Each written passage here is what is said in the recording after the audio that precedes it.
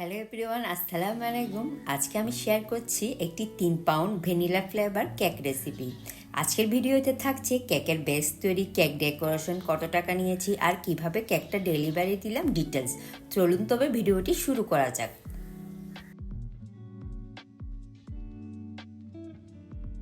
প্রথমে আমি ডিম হতে কুসুম আর সাদা অংশ আলাদা করে নিলাম। অনেকে একসাথে বিট করে, বাট এতে করে অনেক সময় মেরাং হতে চায় না, আমি এভাবে আলাদাই বিট করি। দেন আমি শুকনো উপকরণগুলো নিয়ে নিচ্ছি। এখানে আমি 1 কাপ ময়দা, 2 টেবিল চামচ কর্নফ্লাওয়ার, লবণ 1 চিমটি, বেকিং পাউডার 1 চা চামচ, বেকিং সোডা আধা চা চামচ। এই শুকনো উপকরণগুলো দুবার করে চেলে নিব। আপনারা যারা নতুন এসেছেন প্লিজ আমার চ্যানেলটি সাবস্ক্রাইব করে পাশে থাকা বেল আইকনটি ক্লিক করবেন। ভিডিওটি ভালো লেগে থাকলে অবশ্যই একটি লাইক করবেন। শুকনো উপকরণগুলো চালা শেষ, এবার এক পাশে ঢেকে রেখে দিব। এবার আলাদা করে রাখা ডিমের সাদা অংশের সাথে সামান্য পরিমাণ ভিনেগার মিশিয়ে বিট করব লো স্পিডে 2 মিনিট। দেন এর সাথে 1 কাপ চিনি অ্যাড করে বিট করব 5-6 মিনিট। আর চিনিটা আমি একসাথে অ্যাড না করে 3-4 বার করে অল্প অল্প অ্যাড করলাম। চিনিটাও গলে যেতে হবে আর ডিমের ফোমটাও পারফেক্টভাবে রেডি হতে হবে। ভিডিওতে দেখতে পারবেন ডিমের ফোমটা পারফেক্ট রেডি। এখন এর সাথে অ্যাড করব ডিমের কুসুম আর ভ্যানিলা এসেন্স। দেন অ্যাড করব 1/4 কাপ অয়েল দিয়ে 1 মিনিটের মতো বিট করে নেব। এবার চেলে রাখা শুকনো উপকরণগুলো 3-4 বার করে একটা স্প্যাচুলা দিয়ে আলতো হাতে মেশাবো। খেয়াল রাখবেন সেম এক পাশ দিয়ে মেশাবেন, এপাশ ওপাশ করে মেশাবেন না। আমি 8 ইঞ্চি মোল্ডে কেকটাকে বেক করব। প্রিহিট ওভেনে 170 ডিগ্রিতে বেক করে নিয়েছিলাম 25 মিনিটের মতো। দেন কেকটা ঠান্ডা করে ডিমোল্ড করে আবার সেম মেজারমেন্টে আরেকটা কেকের ব্যাটার রেডি করে নিয়েছি। 3 পাউন্ড কেকের জন্য আমার আরেকটা কেকের হাফ অংশ লাগবে। আজকের কেকটা আমার ছিল 3 পাউন্ড ওজনের। 1 পাউন্ড ওজনের কেকের জন্য লাগে 2টা ডিমের ব্যাটার, আর আমার 3 পাউন্ড ওজনের কেকের জন্য লাগবে 6টা ডিমের ব্যাটার। আমি প্রথমে 4টা ডিম দিয়ে একটা কেক রেডি করে নিয়েছিলাম। দেন সেম মেজারমেন্টে আবার 4টা ডিম দিয়ে অন্য একটা কেক রেডি করে নিলাম। আর মোট কথায় এই 3 পাউন্ড ওজনের জন্য লেগেছে আমার 6টা ডিম। আর এই কেক শেপটা রেড অ্যাঙ্গেল করার জন্য আমি কেকটাকে 2বার করে বেক করে নিয়েছিলাম। এখন আমি কেক দুটোকে স্লাইস করে নিলাম। এর মাঝে আমি কেকের ক্রিমটাও রেডি করে নিলাম। আর এরকম একটা স্ট্রিপি আমি ক্রিমের রেসিপি আমার চ্যানেলে দেওয়া আছে, দেখে নিতে পারেন। এই ক্রিমটি দিয়ে আপনি যে কোনো ধরনের কেক যে কোনো ধরনের ডেকোরেশন করতে পারবেন। লিঙ্ক আমি ডেসক্রিপশনে দিয়ে দিব। আমার এই কেকের সাইজ ছিল 8/11 ইঞ্চ। আমি যেহেতু 8 ইঞ্চ মোল্ডে কেকটা বেক করেছিলাম, তাই কেকের সাইজ ছিল 8 ইঞ্চ। আর পাশের জোড়া দেওয়ার কারণে কেকটা হয়ে গিয়েছে 8/11 ইঞ্চ।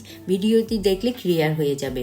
বোর্ড নিয়েছি 11/14 ইঞ্চ, মানে আমি 3 ইঞ্চ বড় বোর্ড নিয়েছি।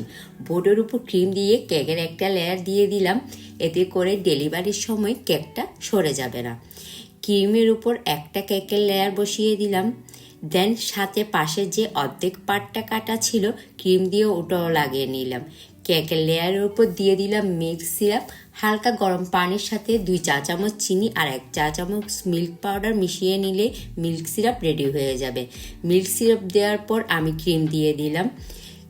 ক্রিম দিয়ে আমি চারপাশে সমান করে লাগিয়ে নিলাম। লেয়ারিং করার সময়ও যথেষ্ট পরিমাণ ক্রিম দিতে হবে, তা না হলে কেকটা কাটা হলে লেয়ারিংটা বোঝা যাবে না।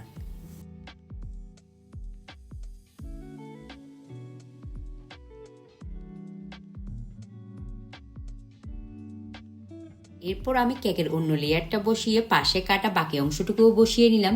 এর উপর দিয়ে দিচ্ছি মিল্ক সিরাপ। আর আপনারা চাইলে 6টা ডিম একসাথে 8/11 ইঞ্চের যে সুইস কেক মোল্ড আছে ওই মোল্ডও বেক করে নিতে পারেন। আমার কাছে যে সুইস রোল কেক মোল্ড ছিল তা ছোট, তাই আমি 2বার করে কেকটা বেক করে নিয়েছিলাম। একটা কেক পুরোটা লেগেছে, অন্য কেকের হাফ দিয়ে আমি কেকটা রেডি করেছি। আমার ভিডিও বা কথায় বুঝতে কোথায় কোনো সমস্যা হলে অবশ্যই কমেন্টে জানাবেন, আমি আপনাদের ক্লিয়ার করার চেষ্টা করব। এবার আমি ক্রিম দিয়ে পুরো কেকটা ক্রাম কোটিং করে ফ্রিজে রেখে দিব 30 মিনিটের মতো। হাতে যদি কম সময় থাকে তবে ডিপ ফ্রিজে রাখতে পারেন 20 মিনিটের মতো। ক্রাম কোটির সময় বেশি ফিনিশিংয়ের দরকার নেই, জাস্ট কেকের গুঁড়িগুলো না উঠে আসলেই হলো।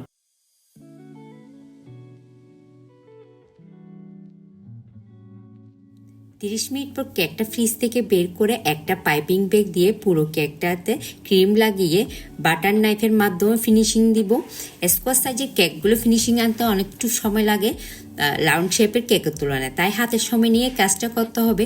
আপনাদের যদি ফিনিশিং আনতে সমস্যা হয় তবে বাটার নাইফটা বারবার গরম পানিতে ডিপ করে নেবেন, এতে করে কেকে ইজিলি একটা ফিনিশিং আসবে। এখন আমি কেকের চারপাশে একটা স্ক্যাপার দিয়ে ডিজাইন করে এর উপর বাটার নাইফ দিয়ে রিবন ডিজাইনটা করে নিলাম। ডিজাইন নিয়ে কাস্টমারের কোনো ডিমান্ড ছিল না, ব্যাস বলেছিল ডিজাইনটা যেন একদম সিম্পল রাখি। এরপর কেকের চারপাশে বর্ডার করে নিয়েছি। স্কোয়ার সাইজের কেকগুলো এভাবে বর্ডার করে নিলেই বেশ সুন্দর লাগে। ক্রিমটা একদম লাইট ইয়েলো কালার করে নিয়েছিলাম, হোয়াইটের উপর ইয়েলো কালারটা অনেক ফুটে এসেছিল। কেকের নিচের অংশেও আমি সেম ডিজাইনের বর্ডার করে দিলাম। কাস্টমার বলছিল যাতে কালারফুল করে নামটা লেখা হয়, তাই আমি কয়েকটা কালার দিয়ে নামটা লিখে দিয়েছিলাম, সাথে ক্রিম দিয়ে কিছু বেলুন এঁকে দিলাম। আমি কেকটা 1500 টাকা নিয়েছিলাম আর ফ্লেভার ছিল ভ্যানিলা। বোট সাইজের বক্সে আমি কেকটা ডেলিভারি করেছি। কেকটা পিক আপ করেছে কাস্টমার নিজেই, তাই আমার তেমন কোনো ঝামেলা হয়নি।